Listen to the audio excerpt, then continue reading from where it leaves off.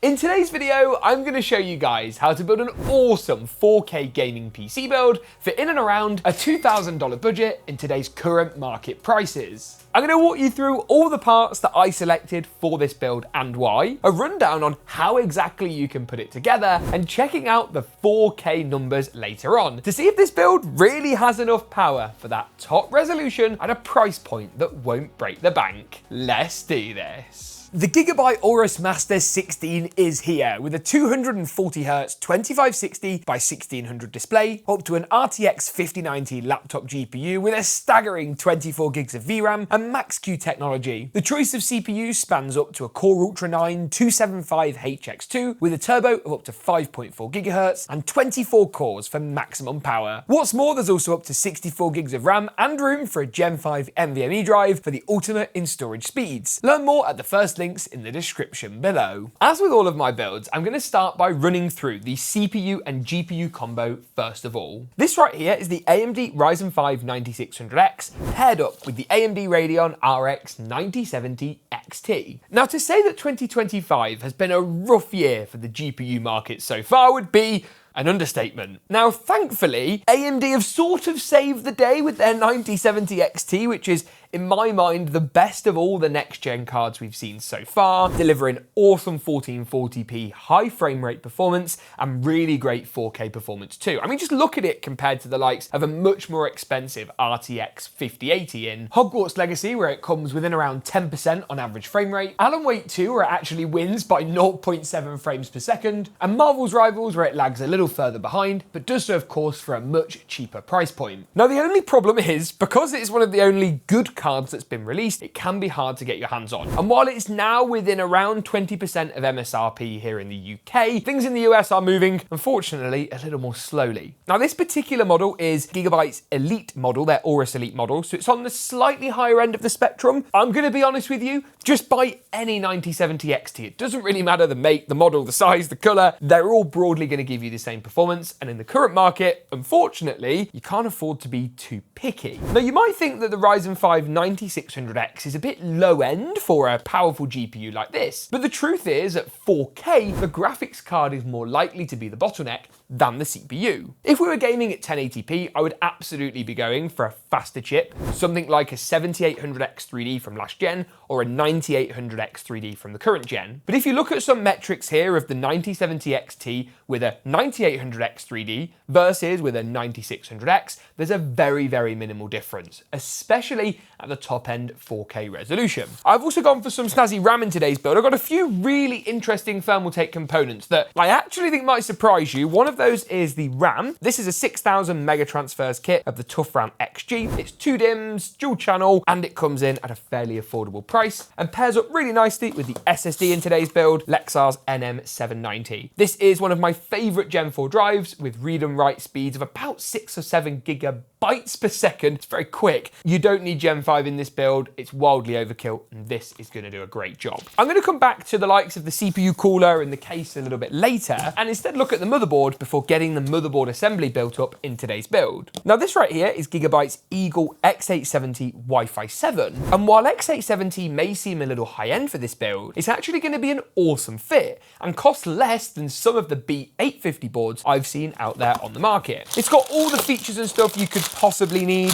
Everything, of course, from the AM5 socket at the top to the DDR5 RAM DIMMs, good PCI Gen 5 support, and if I show you guys the rear I/O, you can see we've got our old school USB 2s, that Wi-Fi 7 compatibility, and enough high-speed USBs for gaming. I wouldn't say this is the best board for like content creation. For a gaming build, it's going to be great. And shameless plug time, so apologies in advance, we use this board loads on GeekaPC, which is our UK pre-book company that we launched so you guys can buy some of our builds if you want, or you can buy the parts individually and do it yourself. I'll link all the options down below. First up is time to install the Ryzen CPU, so let's get that in there. AMD are just on a roll right now, and yes, it helps for AMD's sake that Intel are having a bit of a stinker. However, they're making some really good chips, and they're not resting on the laurels of Intel struggling, which is great to see. For some reason, this black plastic is crap. It snapped off, so let's get rid of that out the way early on, and then drop the Ryzen chip into place. The little triangle is up here in the top left-hand corner. To get that matched up, socket cover down, and the ARM is going to go in too. I'm going to spin the motherboard around so you guys can see the RAM DIMMs a little bit better, and that's where I'll of course be installing Thermaltake's Toughram XG, which is box fresh and brand new, so I need some scissors. I genuinely think this RAM kit from Thermaltake is one of the best looking kits of memory on the market right now. It's got this really nice like diffused RGB at the top, but with like a two-tone black and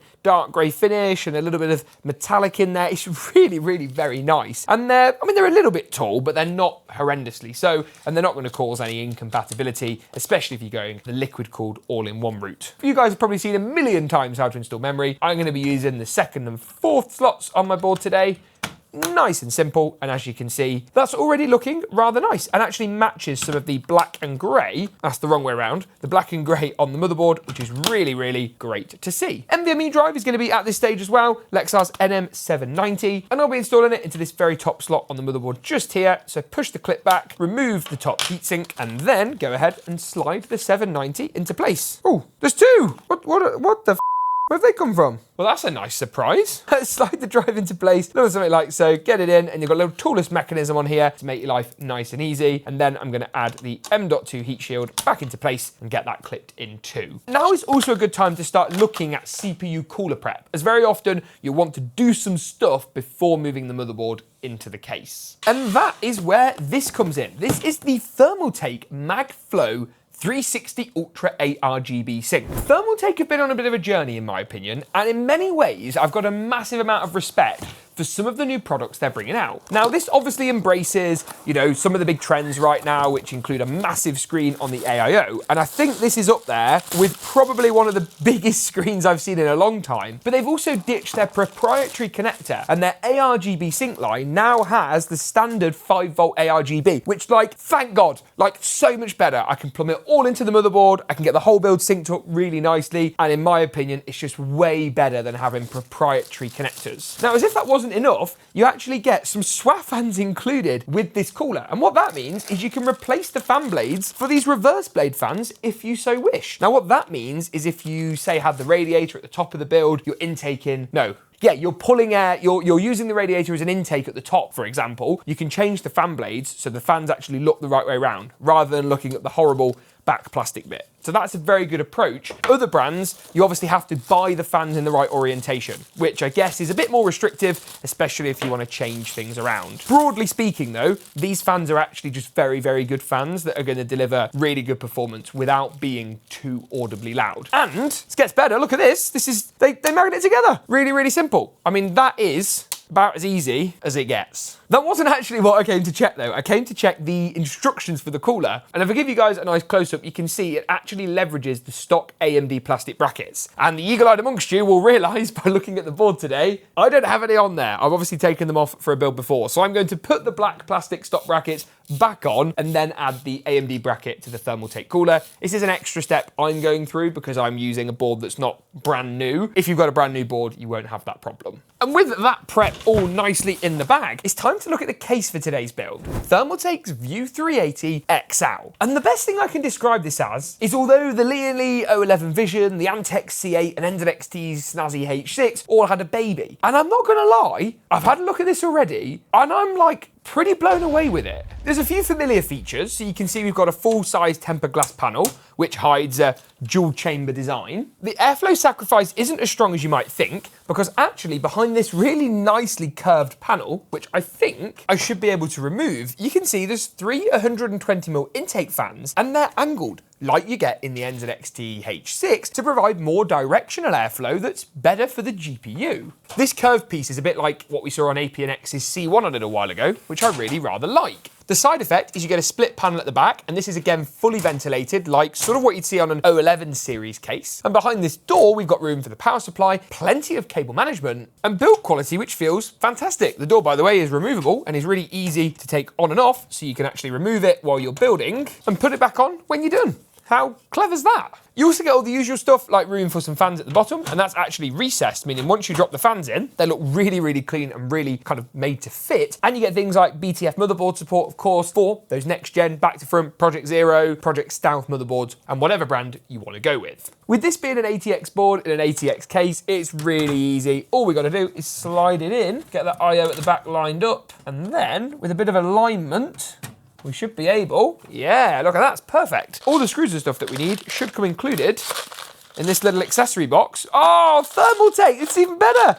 You get a little reusable plastic screw organizer. And a quick look in here, it's gonna be these ones here that we're gonna use for the motherboard, which I really, really like. That's a very, very nice included touch. Love it. This build's making me happy today. I'm having a good time. Anyway, 3 screws at the top, 3 along the middle, and 3 down the bottom. So 9 screws to complete in total to get the board securely fixed. Next job on the list is the cooler. Now, I mentioned earlier, but the screen on this thing is enormous. And according to the photos, there's very thin bezels. So I'm excited to see if the bezels are really that thin in real life, or if it's Photoshop trickery. Anyway, I'm gonna put the cooler, I think, in this kind of orientation. So I'm gonna check first and foremost that that's gonna work. And with a bit of encouragement, yeah, that's gonna be just fine. Now what that means is I'm also gonna go ahead and put the fans on the cooler, with the wire for the fans wanting to poke out on this side here, which is gonna be closer, of course, to the back of the case. A drop of thermal paste. It doesn't come pre-applied on this cooler, but you do get a little tube included. Large grain of rice size, you definitely don't need to use the whole tube. And then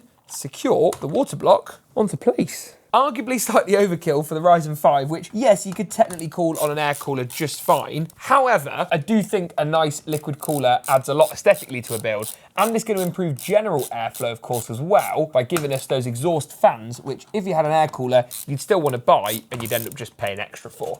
So get that nice and tight. Bit of a wiggle to make sure it ain't going anywhere. That feels, pretty good, and the block does come off. I'm not sure if it's supposed to, yeah, the block can come off. So if you need it to come off, I guess maybe you can rotate it or whatever. I think we're gonna be fine as is, and I'll leave the peel for a bit later on. Now then, I think the power supply probably makes sense next, as installing the GPU is just gonna get in the way. At this stage of the build too, I am also gonna add some extra fans. I've got some standard fans, and then I've got some reverse blade fans. The reverse blade fans are gonna go at the bottom of the case and just pull in a bit of extra fresh air, which is gonna be really beneficial for the GPU. These are Thermaltake's reverse ARGB sync. The whole lot is 5-volt ARGB, meaning I can plug it all into the motherboard and control either through Gigabyte's control center or use a piece of software like Signal, which I also really like. Again, these fans daisy chain together, and what that means is there's going to be one cable, which is going to feed off the end of the fans, rather than having 3 pairs of cables, which is what you get on a generic set of cheap fans. And again, they magnet together very easily. They're going to install onto the bottom of the case, and I'm also going to add the 850 watt power supply I've gone for this build in the back of the chassis too, and wire up everything from the motherboard on the right hand side to the CPU in the top left. GPU, of course, I'll do later, as well as all the front panel cables, including HD audio from the front of the case, which goes to the bottom left of the motherboard, JFP1, your front panel cables, which goes to the bottom right, and of course, the pair of USB 3 headers for good measure. And with that sorted, I actually love how this is coming together, and I'm even more excited for the final part of today's build, the graphics card. This being, of course, the Aorus Elite 9070 XT. I'm not sure if I've built with Gigabyte's 9070 XT. I've definitely built with their 9070, but I can't remember off the top of my head what this card looks like. Yeah, I think I may have built with this. It's very, very nice looking GPU either way. You see, you've got the 3 fans here, and behind each of these is a little RGB ring. Really lovely backplate design here with the dark and lighter grey shades tying in perfectly with the motherboard, but also the memory, the fans, the case. This has all come together really very nicely. And you also get included, by the looks of things, some GPU support bracket bits and pieces to try and prevent GPU sag. I'm not sure I'm going to use them, but I guess I'll find out in a moment. I always go ahead and hover the graphics card over where it's going to go so I can figure out which slots. And easily to remember, if you're copying this build at home, it's the top 2 in today's system. So that really is nice and simple. Get those PCI lanes taken out, slide the GPU into place. Nice. And then go ahead and secure the card with the same 2 screws you took out from just a moment ago. And while you're doing this, you can also hold the card up just to help minimize any GPU sag at the point of installation. That's looking pretty special. I'm gonna finish up by wiring up the power for the GPU, installing the remainder of the panels, and then I'll rejoin you in a moment to take a look at the performance of this build.